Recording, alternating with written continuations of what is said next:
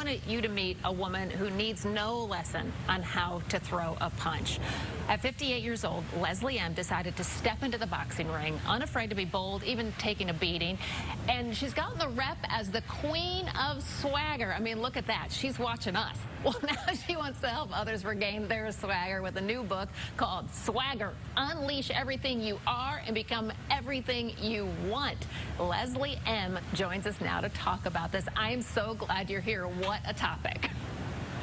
Well, listen, we all need some swagger in our lives. And you know, when I say swagger, I'm not talking about that arrogant, show-offy, peacocky, in-your-face kind of jam. That is old swagger, bad swagger.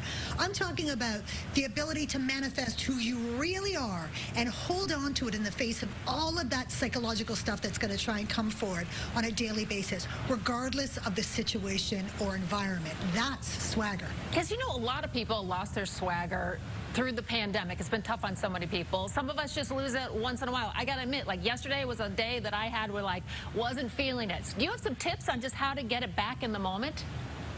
Oh, there are so many ways. I mean, first, we got to be kind to ourselves. You know, we all have days. But once you discover your swagger, you never really lose it. It might slip a little bit, but know that it's just there waiting for you when you can sort of muster that energy. Best piece of advice is, please don't try to fake it till you make it. That's advice that everybody hears, and they think that that's actually helping them. The truth is, the thing that you're trying to fake is a sense of confidence. But you can't fake confidence. You only can get confidence as a result of true competence. And when you're busy faking it, you limit your ability to ask other people for help, because then you'd be outed as a liar. You know, you're walking around telling everybody, oh, I got it, I'm on it, all the rest of it. Look, we need other people. We need to be able to reach out and say, I want to be better. I want to find myself. I want to move forward. Can you help me? And people will help you when you have that combination of hustle and humility. And it's okay to be vulnerable. I mean, heck, be vulnerable on purpose. Tell other people how you're feeling. Tell them that you're having a hard time. And then all that energy you're using to try and put on that false front, you don't have to waste it. You can use it to actually pick yourself up. And speaking of that false front, you don't need it. It's not necessary. You know, one of the beautiful, weird, and wonderful side effects of this pandemic is that we have let the genie out of the bottle. We have invited people into our homes. They've seen the chaos going on behind us. The kids are running around. The dog is barking. Babies are throwing up on us. There's all of these crazy things going on. And once we go back to work, we want to hold on to that authenticity. We don't want to pretend that we're perfect and shiny and glossy again, because we've seen each other's mess. Yeah. And it's beautiful and human.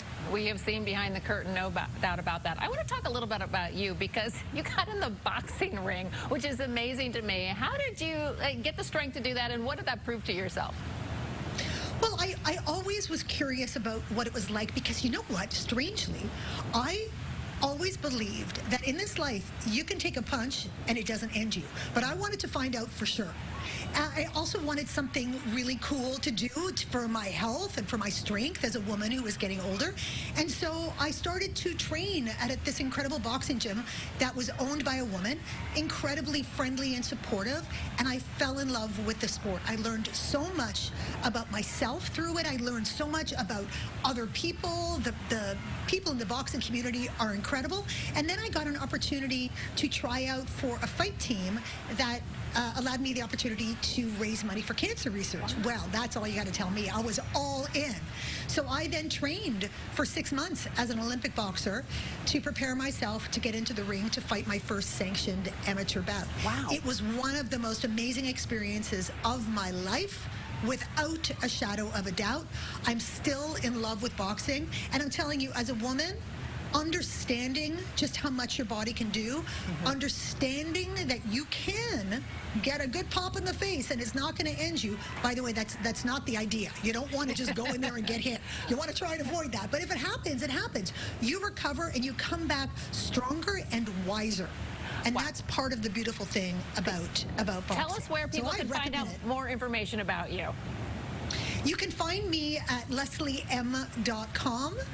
You can learn more about the book Swagger at swaggerthebook.com. And follow me on social. I'm all over the place. I tend to act a fool because I think that's important in this life. All right. So you can find me on Instagram at Leslie M. Speaks. Leslie M., thank you so much for being here. You've given me a lot to think about today. Thanks so much for having me. So much appreciated. Thank you. And we'll be right back after this. An NFL